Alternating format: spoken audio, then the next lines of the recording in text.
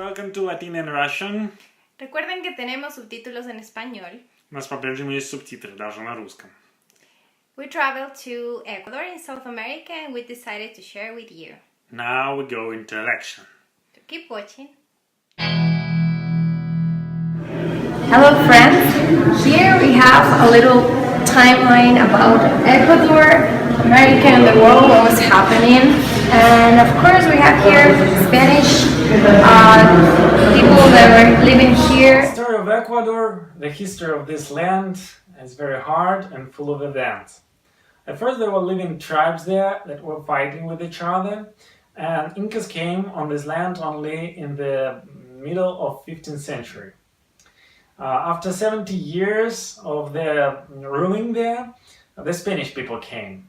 And of course they conquered all this land. So yeah, it was a big land because of course we had territory from Ecuador now till Peru. They conquered it all and they were ruling from Spain. We only had like viceroyalty and they were taking care from South America from there. And then we go through a process of independence in the whole Latin America. So France, Venezuela, Argentina, Colombia, our revolution, we're kicking out Spanish. And after this we go to a time with revolutions in all Latin America. It's a big process. Cuba is getting free here. And then we have military, dictator. And after this, we just only in 1980 began to be like the more democratic country. Only in the beginning of the 19th century, rebels in Quito decided to displace Spanish and the whole revolution began in Latin America.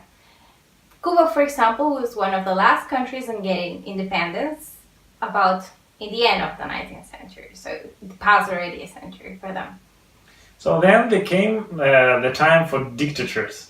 So in every country there were coming not the president but dictators that would took power and ruling the country for some time. There was same situation was in Ecuador, and the country was very corrupted, and they were kicking out one dictator, and immediately another one was coming, and it was like the same during the whole 20th century. So yeah, for example, in Chile we have one of the biggest dictator was Pinochet. So probably most of you know about him. And a lot of people died because of these things. And also Ecuador had two wars with the Peru. It was in 1942. And we lost territory too. So the way for democracy was very hard, and it wasn't easy for the whole country to... The whole Latin America, I think, to develop this system, political system, where everyone could vote and have a word in society. Democracy is a part of our lives too, so now we have a special episode dedicated to it. I'm going to vote now. The government decided to make 7 questions and ask the people what do they want him to do. In February 2018, the president asked the whole nation go to vote. So they wanted to change the constitution and answer the 7 questions. 7 yes or no. So the questions were dedicated to some problems. For example, it was the problem of ecological problems or related to oil, to mining, also for children's abuse, corruption. So in this case, I was one of the citizens that needed to vote because it's mandatory in our country. So for me, it was kind of a duty to do. So as we see, we have schools, and here we put tables for people to come and vote during the whole day from 7 a.m. till 5 p.m. And here you see it's already early, like 8 a.m. and a lot of people coming here. So let's vote. As you probably know, in March we had an election in Russia. We were voting for president. And I found out that there are a lot of similar things with the election in Ecuador. Really? Like what? So both countries, the people go into election to schools. Yeah, that's right. So in Russia, we're going to the gym, and there we're taking the paper and voting, the whole people voting in one place. So in Ecuador, No, in Ecuador we have, yeah, it's in the school, but every class, you would say, has a different amount of people that needs to go according to the last name and also like gender. So female and male, according to the list, they can say where they need to vote. they vote in different, like yeah. in toilet. That's So men and like in totally men, women separate. Yeah, we don't mix. No one toilet for both of them. For you to know where you have to go, you are looking at this information. So here you have a number of the table, and you have there either is female or male. So this is male 3, and then you see last names. So it's going from this last name to this last name. So you can like learn where to vote. Every time we vote for anything, it could be president, mayor, they gave us a certificate that says that you assisted and you, because we really need to do it. This little paper will allow you to do any kind of process or documentation that you need. For example, we have ID. If I want to go to the bank and ask for something, I need ID and this certificate of voting. So it's very important, you cannot lose it.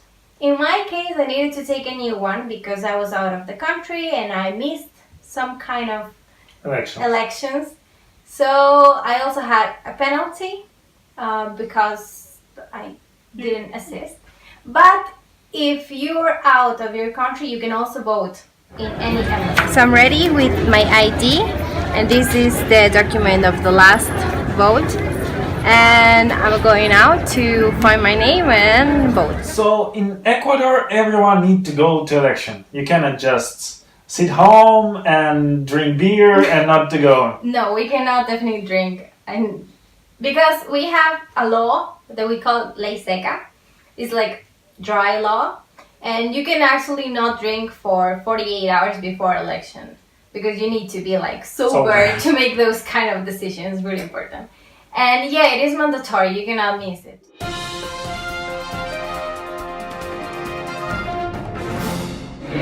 Here are the boxes where we put the vote. So we're going to elect, I don't know, president or mayor or...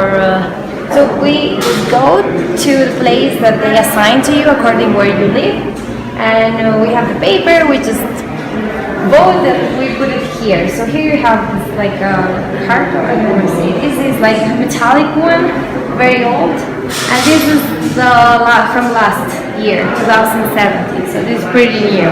It's a pity, but we cannot, of course, film inside the place for voting. So we will. It's prohibited, yeah, and we will like say for you what were there. Yeah, I was inside, and we first signed a document like your assistance. Then they give you this big paper. It was really, really big, with like the two options. Yes or no. And there, every question with every article of the Constitution that how it is and how it's gonna change.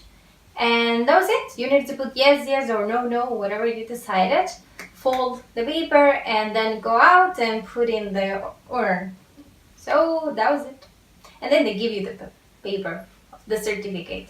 So another one. They take in. They're taking the old one and giving you a new one. So this new one is gonna work from that time till next election of something else. So that was the process. So they gave me a paper, a big one, with questions, 7 questions, and then yes or no.